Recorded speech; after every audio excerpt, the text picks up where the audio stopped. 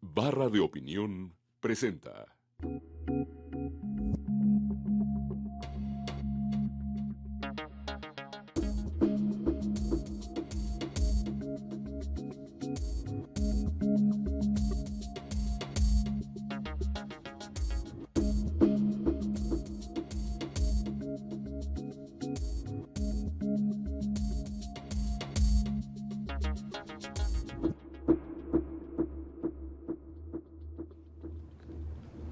Buenas noches, bienvenidos a una emisión más de Entre Tres. La semana pasada el presidente Calderón anunció lo que parecieran ser los últimos cambios de la administración en términos de gabinete, o por lo menos los más recientes. Algunos estaban muy anunciados: la salida del secretario de Hacienda, la sustitución por el exsecretario de Energía, José Antonio Meade, algunos más que se veían más o menos previsibles para llenar los huecos que se iban abriendo. Pero fue sorprendente, por lo menos para algunos analistas, para mí ciertamente, que hubo cambios no esperados en el gabinete de seguridad. Sale el director del CISEN, que es la agencia de inteligencia del gobierno mexicano, y es sustituido por quien era el vocero y secretario general del Sistema de Seguridad Público, Alejandro Poiré. Entonces es un tema que ciertamente no le ha permitido al gobierno todavía cuadrar bien cuál es la estrategia, cuál es la narrativa de esta estrategia. Es el tema que todas las encuestas indican que más peso y más importancia tiene para los ciudadanos. Es el tema que va a marcar la campaña probablemente, y por eso en este programa hemos decidido invitar a tres especialistas en el tema para discutir hoy qué sabemos, qué podemos decir, qué nos falta en esta enorme y complicada lucha contra la inseguridad en México. Y tenemos a tres invitados de primera. Ernesto López Portillo, bienvenido. Hola. Ernesto. Muchas gracias. Alejandro Ope, bienvenido. Gracias. Alejandro. Y Eduardo Guerrero. Muchas gracias a los tres por estar con nosotros. Y yo creo que podríamos, quizás, si les parece, empezar por decir dónde estamos. Digamos, a fines del año pasado había un enorme optimismo del gobierno federal de que finalmente estábamos llegando al techo, al cambio de tendencia, que sí había habido muchos muertos, pero ya estábamos viendo una disminución en los mismos. Y lejos de haber observado eso, se vio quizá en los primeros meses, se ha estabilizado, hay una cierta tendencia a la alza, y hay un movimiento además geográfico. Zonas del país que antes no parecían ser un problema, como Veracruz, están empezando a ser que es un problema más serio. Otros que estaban muy mal han mejorado, pero no tanto como desearíamos, el caso quizá de Chihuahua. Pero en fin, claramente es un tema que no está para nada encaminado. Hay un enorme debate en torno a cuál es la estrategia correcta, y pues quizá podríamos empezar a discutir estos temas. No sé quién quiere empezar. Bueno, si quieren, empiezo a dar algunos trazos generales. La violencia efectivamente se ha estabilizado a nivel nacional.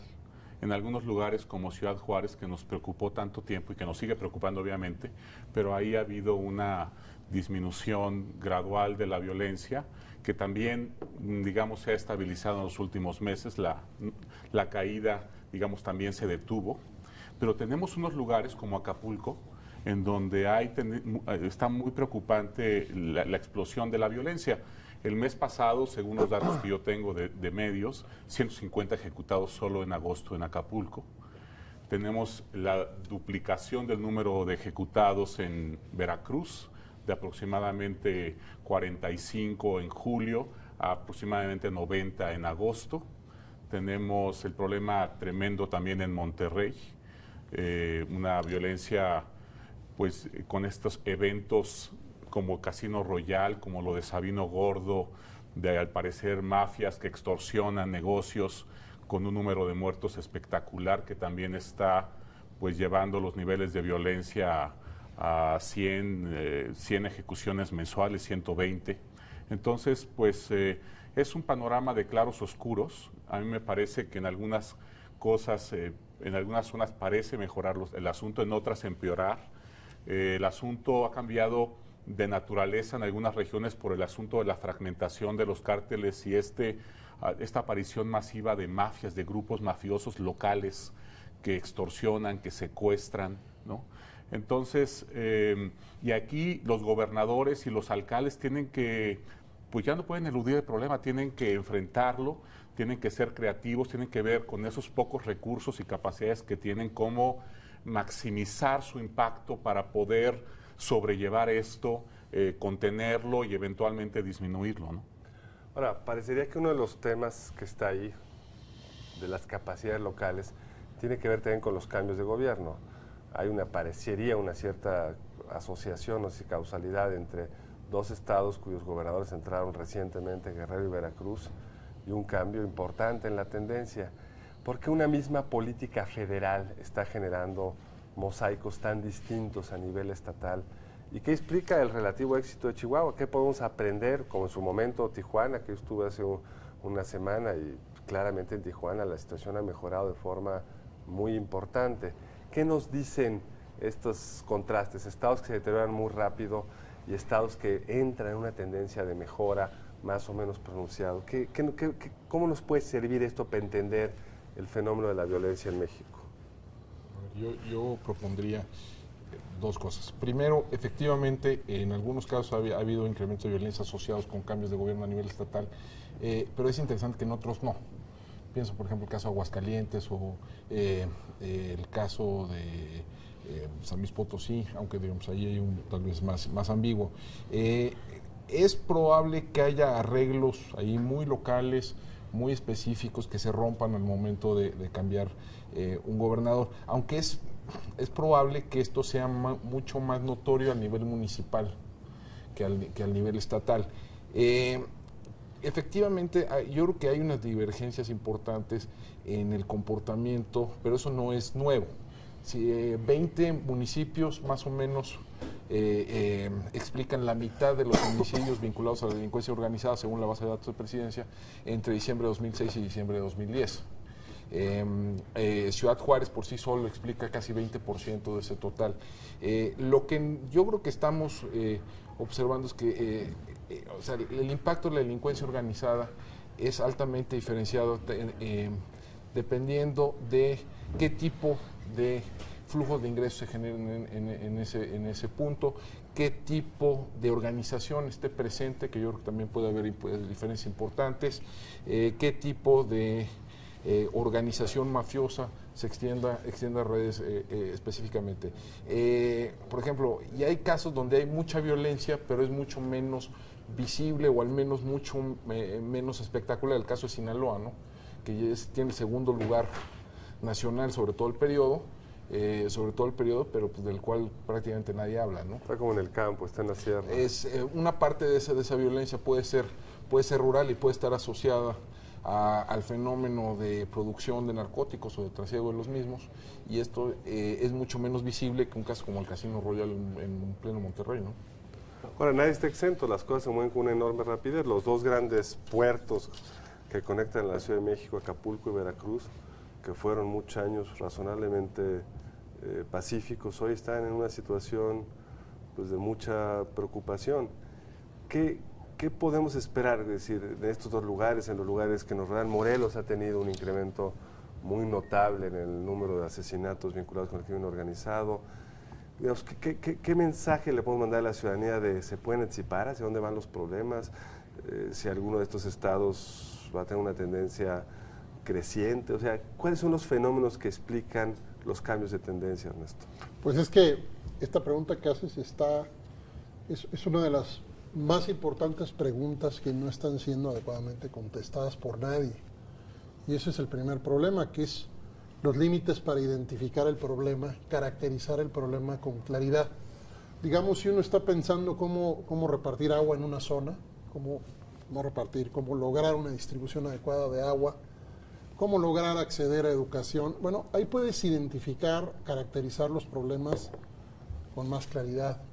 Estamos enfrentados a un problema enorme.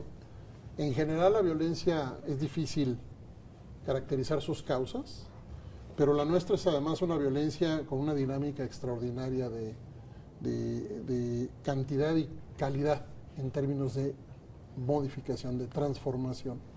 Estamos tratando de entender la violencia de una manera y resulta que se ha movido ya en formatos y en su geografía. Yo sacaría de la mesa cualquier uso de la palabra éxito, porque lo que me parece que nos toca en este momento, con todo el trabajo que nos cueste, es reconocer el tamaño de la tragedia en la que está este país. No hay estudio publicado, ni tampoco el tiempo suficiente para hacer estos estudios que hoy nos permita caracterizar una práctica institucional o una política pública como exitosa en este país. Pero no, veamos, la gente de Tijuana se siente que hay 3 años exitosos, porque antes no podían salir a la calle y ahora sí, no podían ir a los restaurantes y ahora sí. Digamos, no sabemos si sea sostenible, quizá no sabemos las razones, pero en Tijuana están mejor que hace 3 años. Bueno, Y están hay estudios mucho... que dicen que no, y hay organizaciones de la sociedad civil locales, qué bueno que pones ese ejemplo, porque justo el Instituto Me Cargo está recibiendo hoy muchas evidencias que estamos estudiando sobre conductas muy graves que pudieran estarse dando en la policía local, precisamente porque estamos tratando de certificar a la policía local para darle una buena noticia al país, porque también están haciendo cosas muy buenas. Pero en el concierto internacional existe el concepto de prometedor y exitoso. Exitoso significa que ha sido evaluado por un tiempo mínimo, conforme a un método que pueda ser soportado, en donde puedes anticipar estas tendencias de las que tú preguntas. Quiero agregar que el gobierno federal ha estado todo el sexenio diciendo que el problema es principalmente local. Y sumar a esto el dato que nos acaba de dar México Evalúa, en donde dice que el promedio mensual de delitos del gobierno de Calderón frente al gobierno de Fox implican un crecimiento de 75%. Entonces, estamos en un país donde unos y otros dicen que el problema está ubicado en el otro lado, y al final, cuando haces tu saldo en términos de victimización, la suma de los datos que permiten medir la victimización, pues la sociedad está en una situación verdaderamente desesperada en muchos casos. Mucho peor que antes, eso no queda. Desafortunadamente.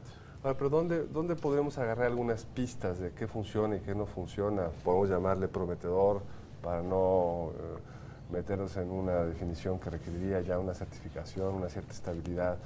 Pero, ¿hay historias prometedoras?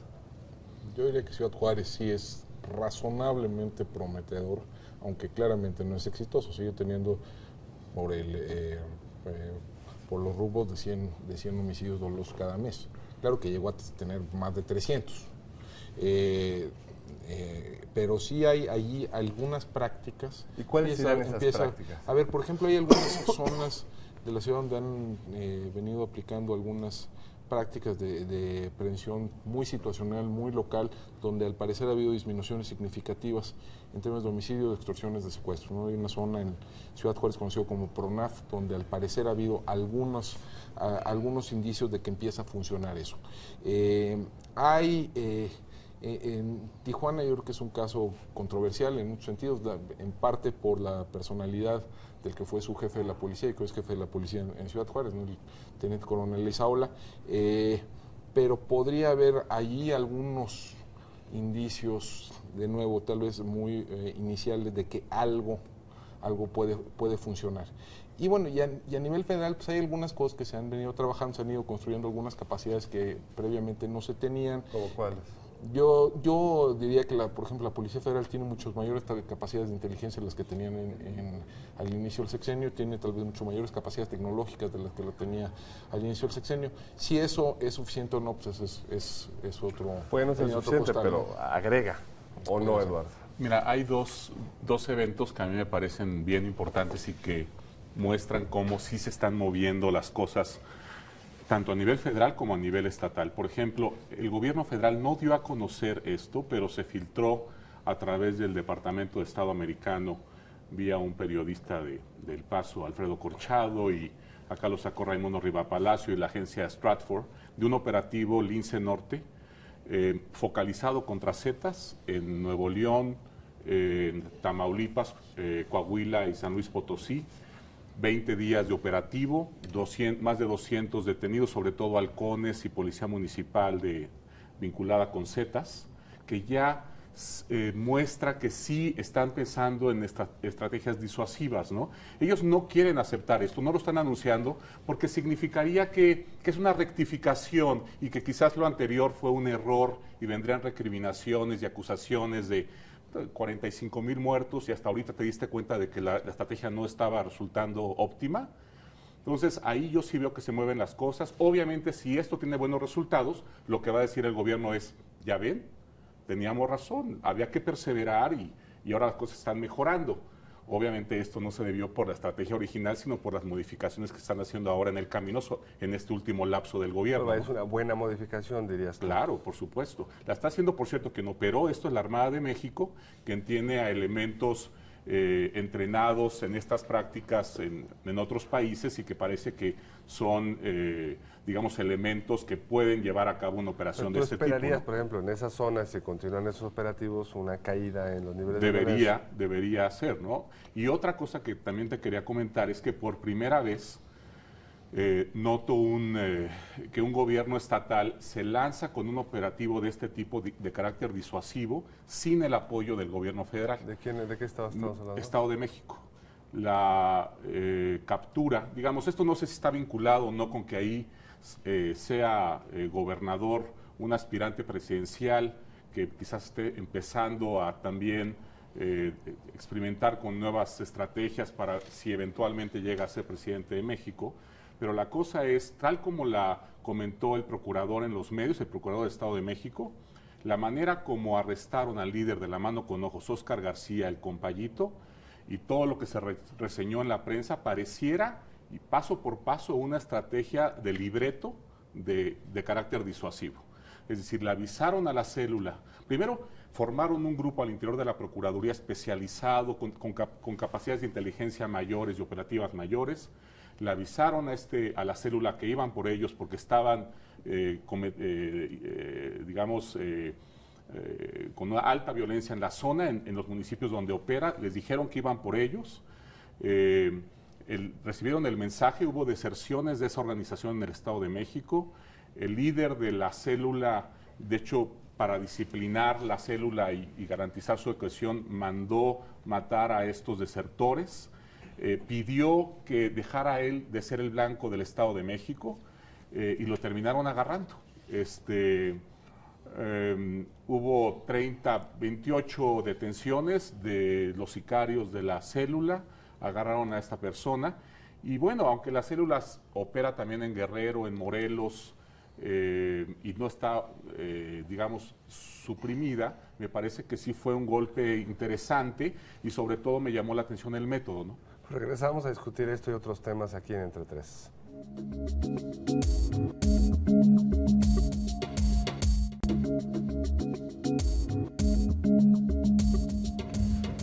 Bueno, seguimos platicando aquí sobre las opciones, las alternativas frente al problema de la inseguridad y hablábamos en el último segmento sobre la importancia de la inteligencia, de lograr una información que sea procesada con claridad profesionalmente y que uno de estos elementos podría darnos armas, herramientas para la disuasión y la disminución de la violencia en el país. No sé, Ernesto, si veas tú, si tengas una apreciación distinta a la que nos presentaba Eduardo hace unos momentos. No, desde luego respecto al caso no tengo nada que discutir porque no lo conozco, pero creo que el análisis tiene que ser como en múltiples niveles de las capacidades del Estado, pero también de la sociedad. Las sociedades que avanzan frente a la violencia y la delincuencia son avances, cuando menos en democracias, son avances que incluyen mejores capacidades de las instituciones, pero también de las propias comunidades. México tiene un problema nacional en términos de la relación entre la sociedad y sus instituciones. No es un problema federal, no es un problema del presidente, y vendrá otro presidente y eso no tiene por qué cambiar de un día a otro, porque es un problema sistémico en el país, que tiene que ver con la confianza de las instituciones hacia la sociedad y de la sociedad hacia las instituciones.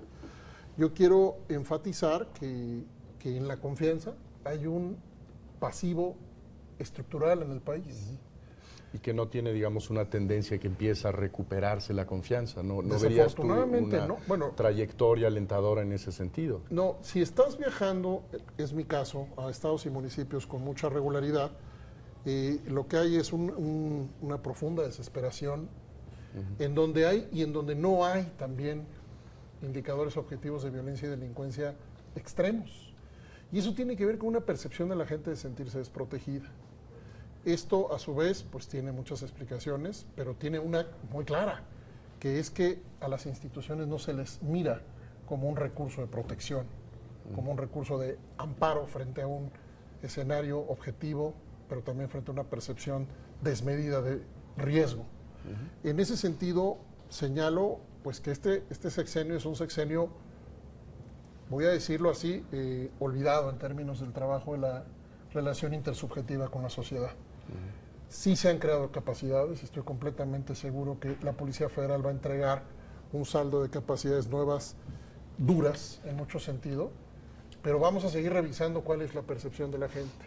Y la percepción de la gente no nos permite tener un saldo mayoritario de confianza todavía tampoco a la Policía Federal. Por eso se conecta mucho con lo que escribe Eduardo Guerrero en el número de Nexos más recientes sobre pues opciones distintas a la protección, que no son las opciones de la protección legal, sino de la protección ilegal, en donde, digamos, este concepto de la mafia creo que es el que debemos empezar a usar y dejar atrás o a un lado esta idea de que el crimen es el narcotráfico exclusivamente, sino que estamos en presencia ya de estructuras, organizaciones distintas, ¿no? Claro.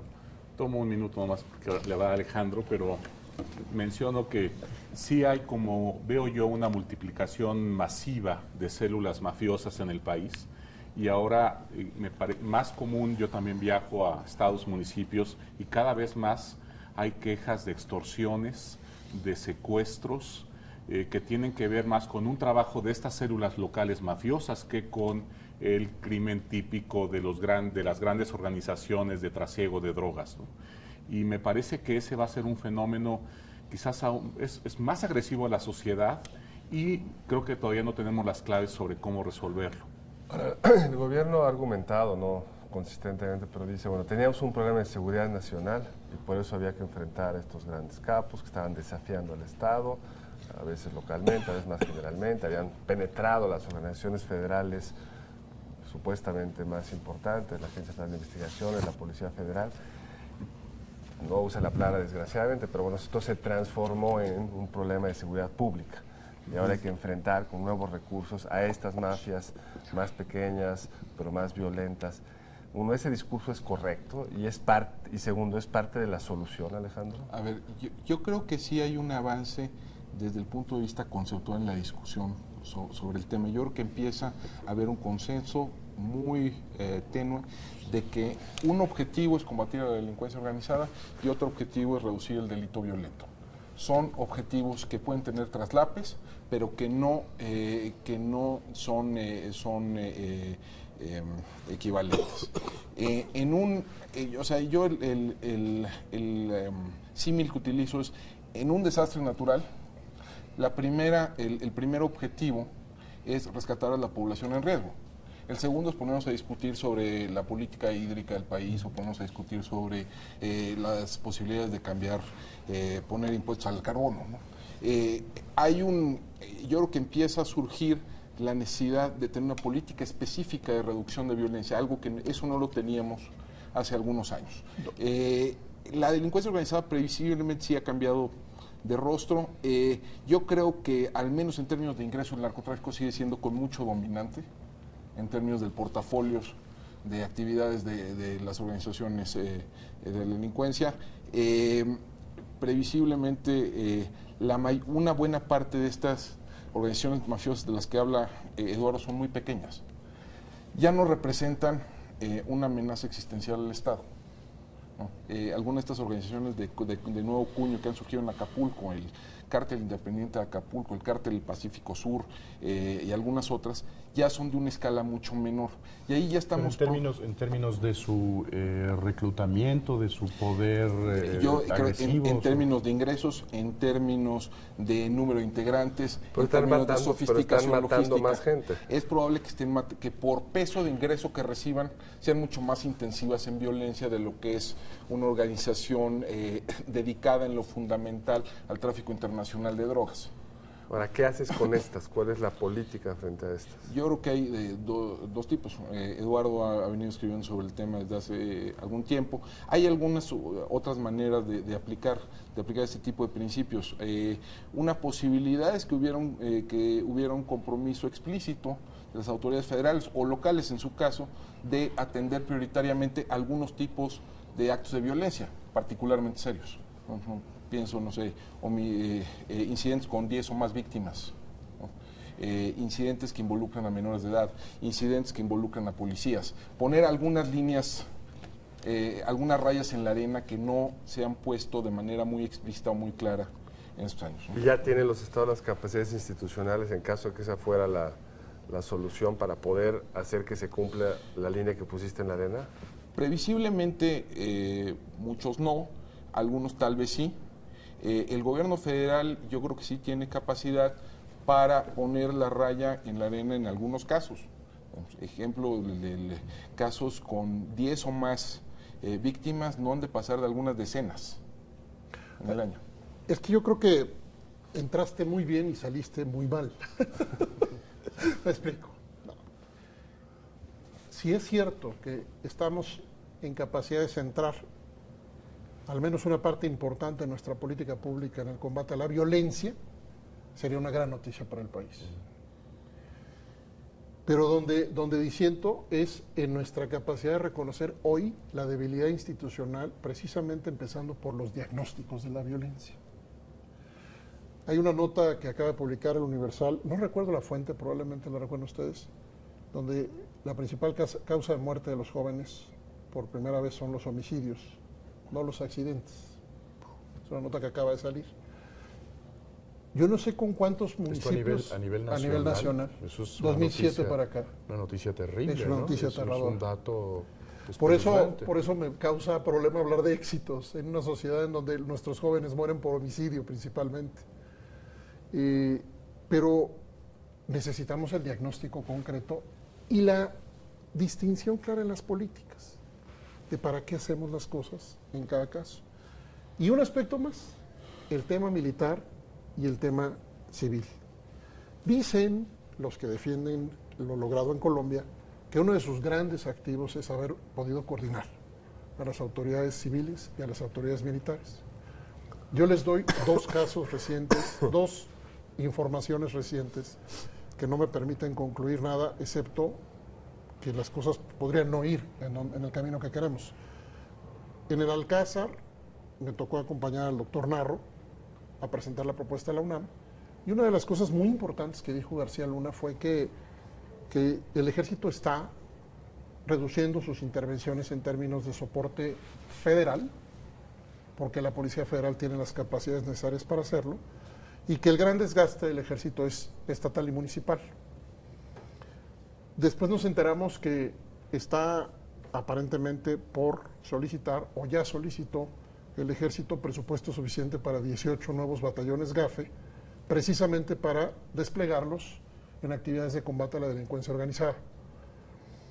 A lo que voy es muy sencillo en tus preguntas de futuro. O este país tiene autoridades coordinadas, o no hay política que valga. Si se fragmentan los procesos de construcción de información y de aprovechamiento de la información, ni este país ni ninguno pues, puede construir una política ordenada, eficaz, de largo plazo, sostenible. Entonces, mi pregunta es, porque yo tengo la duda de hacia dónde vamos en términos militares y civiles en la política en México.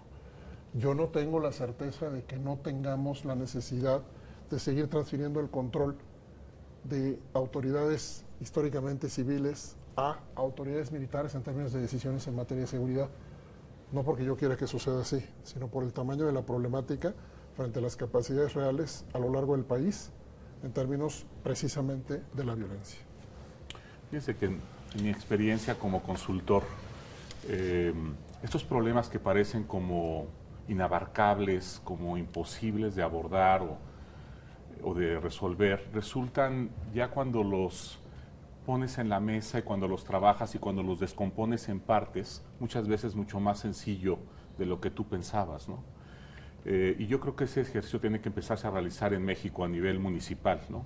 Un problema, por ejemplo, de un casino que es incendiado, ahora se sabe que, bueno, accidentalmente por un tipo que solo trataba de intimidar.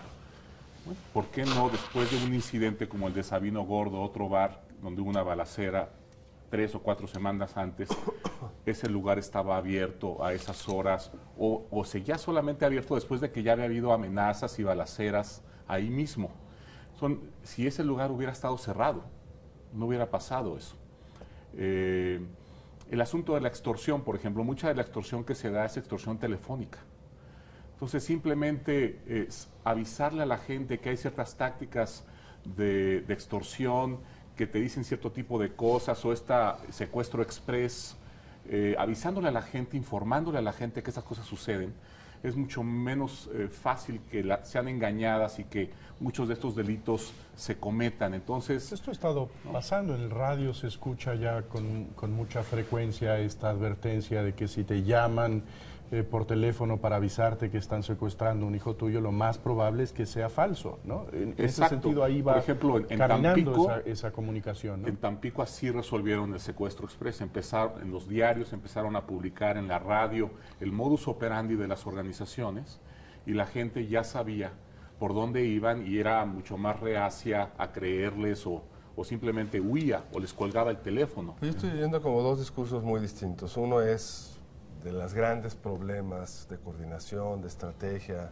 la visión macro, y por el otro lado que sí hay una solución micro que se está empezando a dar, que las entidades en la medida para cierto tipo de delitos, ¿no? O sea, contra los Zetas, claramente, contra una organización cuasi militar, hay asuntos que solamente los puedes resolver con un contingente de soldados.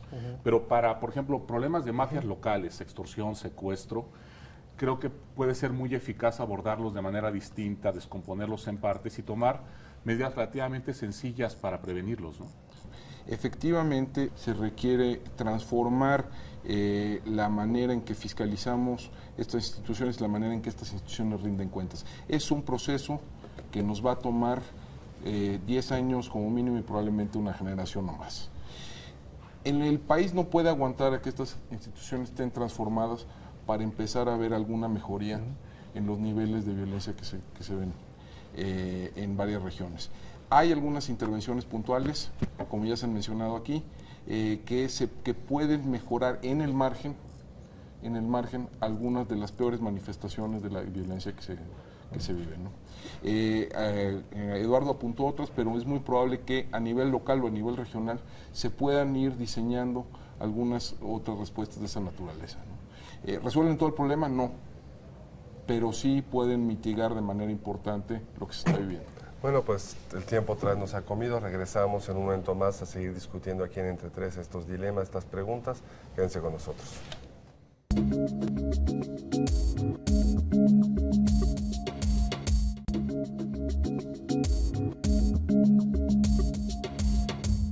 Bueno, seguimos hablando aquí sobre el tema que decíamos será el tema no de este sexenio ni del arranque de la próxima administración, sino seguramente de la próxima década y nos decías también seguramente de esta generación.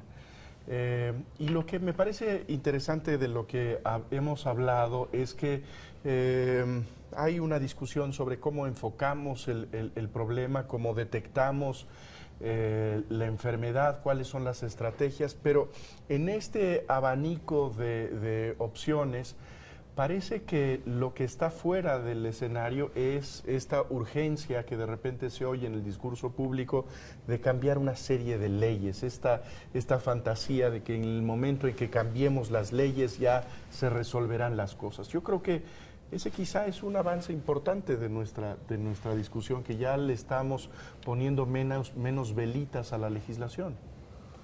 No sé, Ernesto.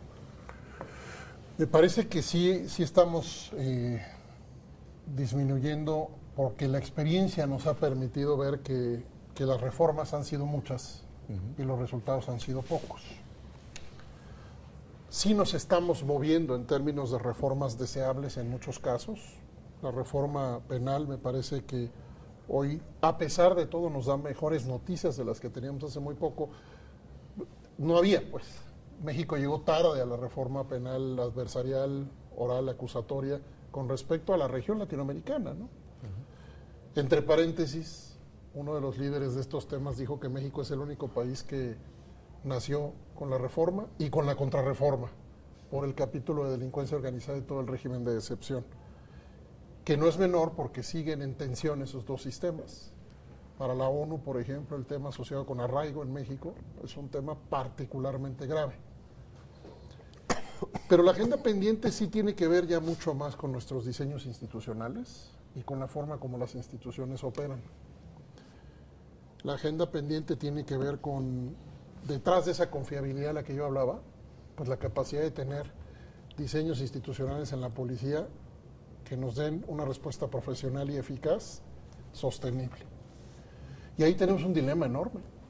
Cuando se aplican las evaluaciones, los resultados son tan graves en términos de aprobación y desaprobación que los estados, los municipios han decidido reservarse la información para el público. Entonces, hoy tenemos un dilema enorme en esa área porque si se aplican todas las pruebas y se cumple con la norma, hay mucha gente que no puede realizar la función. Y si no se aplican, te quedas con mucha gente que no puede realizar la función. A mí me decía una gente que está en el terreno de juego que no puedes aplicar esa norma, porque en el terreno de juego necesitas gente pues, malona, necesitas estar seguro que no es un asesino a su vez, pero... No, eso es una barbaridad. Sí. Eso es una barbaridad. Eso ¿Tú no crees en esa historia? No, Es que tú yo... ves a los policías en cualquier lado y tienen sus lados ahí, sí, pero duros, no son operativos. No, eso que dices tiene consecuencias gravísimas para la conclusión de cualquier ciudadano. Puede decir que, bueno, entonces cedamos un poco el espacio de control sobre la policía. Pero tiene que ver, digamos, con qué es lo que con qué es lo que se está buscando, que digamos puede haber una historia en donde pudo haber quizá habido consumo de alguna droga anteriormente. Y con eso estás fuera. Eso imposibilita Eso que está haya mal. un policía Pero profesional define que malón. sea... No, eso Define me malón. refería. No, pero tiene que ver, digamos, con cuáles son los exámenes que estándares. estamos, cuáles son los estándares. Parece que están muy mal en ese sentido. Que respete los derechos humanos y que haya profesionalismo, que haya un conocimiento de Que la, le de controle la los ley. ingresos, todo eso.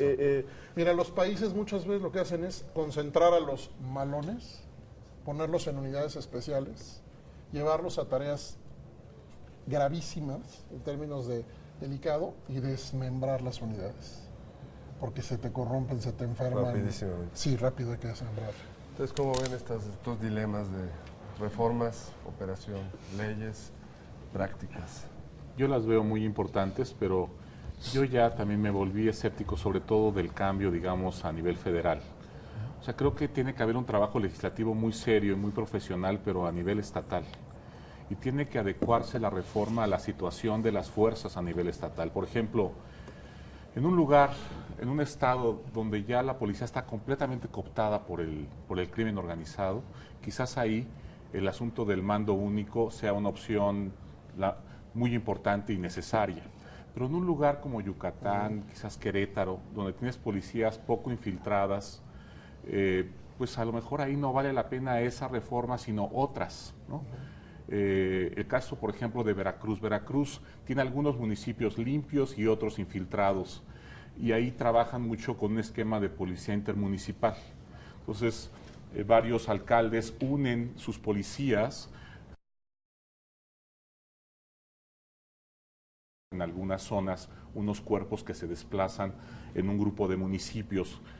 Entonces, realmente no hay como un esquema único. Creo que tenemos que bajar de nivel la discusión a nivel estatal y no pensar que desde el centro, desde el nivel federal, se va a encontrar la solución para todas las regiones, ¿no? El asunto, por ejemplo, de las pandillas con el crimen organizado, pues se detecta en Tijuana, Juárez, Nuevo León, Monterrey, pero no está eso en San Luis Potosí o en Aguascalientes, en otros lugares. Entonces, yo siento que debe ser hay que ver que se activen los congresos estatales para diseñar a ese nivel reformas que sean más realistas, que estén más aterrizadas y que respondan a las necesidades estatales, ¿no?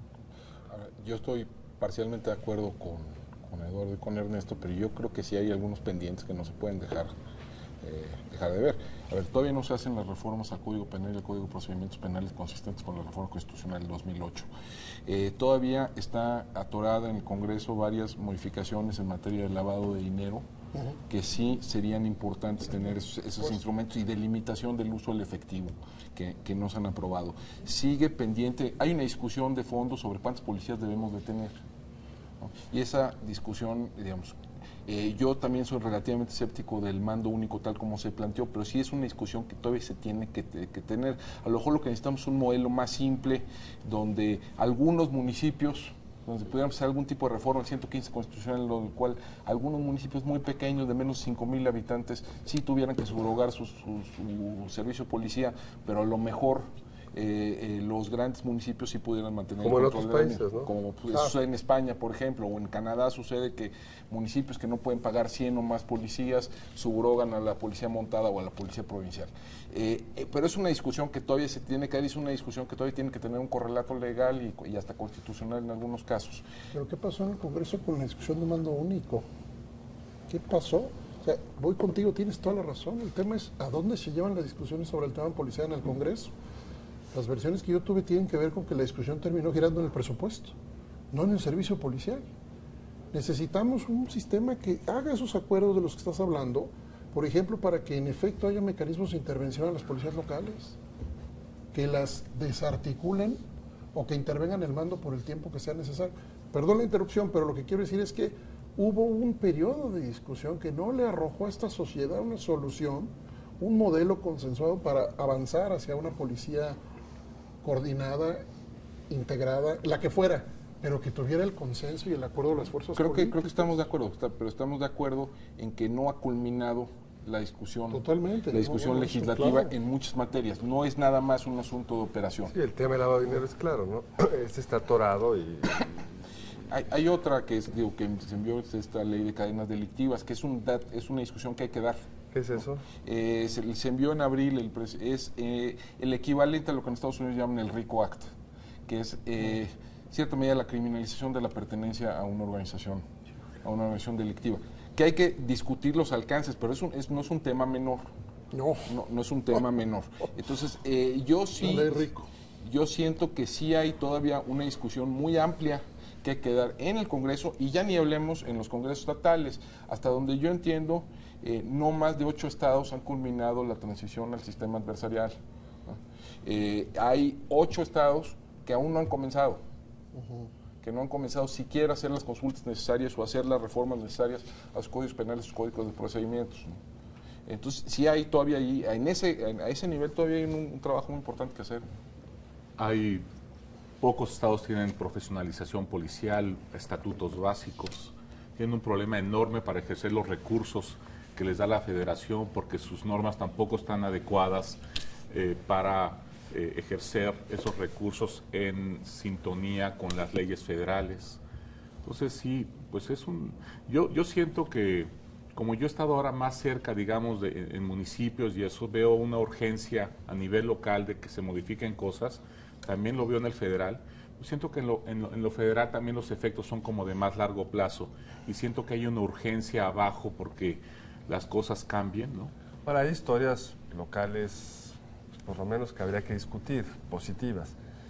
Una de las dificultades para los que vivimos en la Ciudad de México, y salimos menos que ustedes, toda esta discusión de la violencia, es que nos llega sobre todo por los periódicos, porque la Ciudad de México en muchos indicadores, no en todo, está mejor que antes y claramente mejor que otras entidades como Nuevo León, que antes estaban mucho mejor que la Ciudad de México.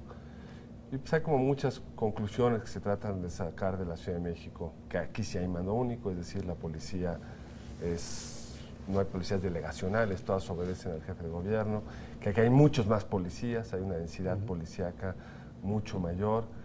El jefe de gobierno diría, hay una política social más incluyente.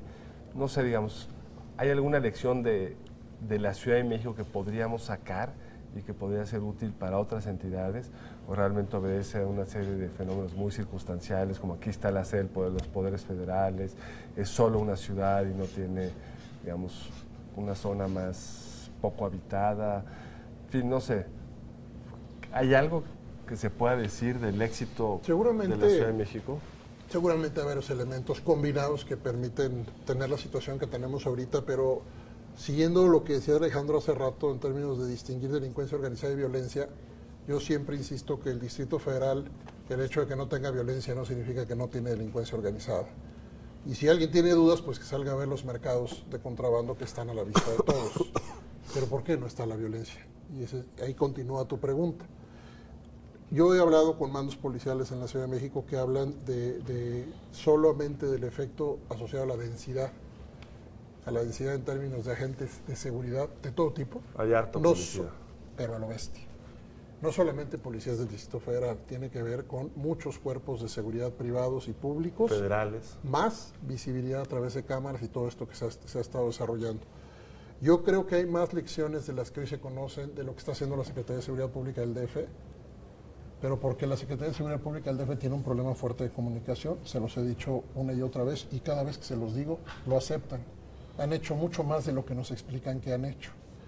Lo que no comparto es resumir hoy que la policía del DF es ejemplar para enseñar a todas las otras policías a ser igual, porque me parece que sigue habiendo problemas y en la Comisión de Derechos Humanos del DF hay muchos de ellos en estudio hoy. Problemas no menores, conductas incluso asociadas a denuncias documentadas de tortura. Es decir, no es menor el problema, pero es cierto que tampoco estamos en el terreno en el que están otros. Hay mucho más preguntas, Carlos, que respuestas a lo que estás preguntando ahorita. El propio gobierno del DF no tiene una perspectiva convincente de qué esté pasando. Yo creo que Ebrard la debió haber hecho hace mucho, presentar una interpretación oficial de los hechos que dijera, esto es ejemplar y les voy a decir por qué. Porque lo que hemos hecho... Pero de alguna manera lo plantea en esos términos, habla de la cantidad de policías que están en la calle, estos sistemas de vigilancia, desde luego presume éxitos de una política social que incluye a los jóvenes. En fin, yo sí creo que hay, incluso electoralmente perfumado, este discurso de que lo que hemos hecho en la Ciudad de México será la plataforma de lo que queremos hacer en el país el año que entra, ¿no? Yo solamente digo que una interpretación integrada, en términos de una política integral que nos diga por qué todos estos factores dan un saldo de seguridad de cierta naturaleza, eso es lo que yo no he encontrado todavía. Que, dicho de paso, sería un ejercicio pedagógico interesante. Yo creo que ese es un punto importante y que va más allá de lo que sucede o no sucede en el DF, que es que la política de seguridad en muchos sentidos es zona libre de evidencia. Sabemos muy ¿A qué poco, te refieres? Que sabemos muy poco de manera sistemática, utilizando métodos científicos sobre qué funciona y qué no funciona. Comparado con, por ejemplo, lo que sabemos sobre programas sociales, lo que se sabe sobre programas de seguridad es realmente lamentable. Es decir, no sabemos cuáles son estas cadenas de causalidad. No lo conocemos. A ver, yo veo a muchos gobiernos estatales, incluso el propio gobierno del Distrito Federal, ponen retenes en las calles. No tenemos la menor idea de qué tipo de efectos tenga eso. Se ponen cámaras de vigilancia. No hay una evaluación sistemática y sostenida de qué tipo de efectos, de si incide o no en los niveles delictivos. En ausencia de eso es muy difícil saber qué funciona y qué no. Y es un problema bien serio porque no hay aprendizaje y no hay mejores prácticas, ¿no? Y no solo tiene que ver con política social asociada a la prevención del delito, tiene que ver con tácticas policiales, tiene que ver con prácticas institucionales, no sabemos. Entonces, ¿sí estamos a ciegas en este En muchos sentidos, sí. En México sí, pero las evaluaciones sí existen en otros países. Y podemos tomar programas exitosos que en Estados Unidos, en lugares como Brasil me parece que tienen mayores avances que acá, o en Europa, y podemos empezar a aplicarlos aquí con algunas adecuaciones y obviamente ya irlos evaluando acá, pero no creo tampoco que partamos de cero, ¿no? Ahora, Brasil tiene mejores mecanismos de evaluación, cada vez mejores, y también tiene más muertos. Es decir, este tema es un tema que requiere siempre un análisis muy complejo y cuesta mucho explicar a cielo abierto las distintas variables. Pero esto que dice Alejandro, zona libre de evidencia, me parece un concepto muy afortunado y al mismo tiempo muy digamos, lamentable, principalmente por el aprendizaje. Bueno, hubo toda una cantidad de recursos que se puso en la Secretaría de Seguridad Pública con el objetivo de hacer estudios sobre estos temas Y tampoco eso ha jalado, ¿verdad? No se ha... O los tienen y no los publican. Yo quisiera pensar que tienen más cosas y que no tenemos acceso a ellas. Yo creo que es contento. Cuando se despliega la policía, ¿qué pasa por desplegarla? ¿Qué cambios hubo? ¿Cómo se leen esos cambios? Hay dificultades metodológicas, digamos, inherentes, ¿no? Que en el sentido de que, por ejemplo, el despliegue de recursos de seguridad muchas veces está asociado positivamente, está asociado al incremento de la delincuencia.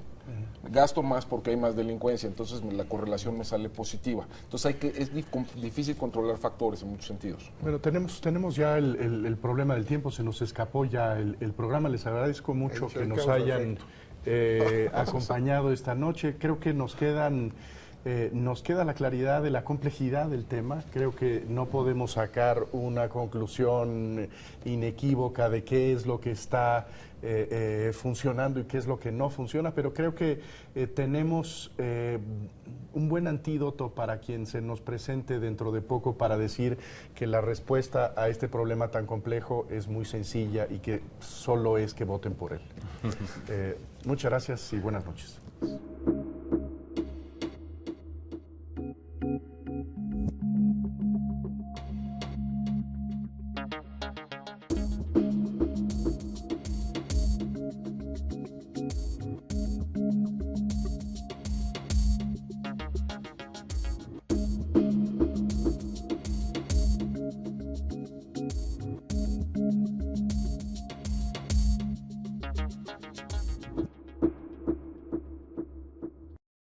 Barra de Opinión presentó.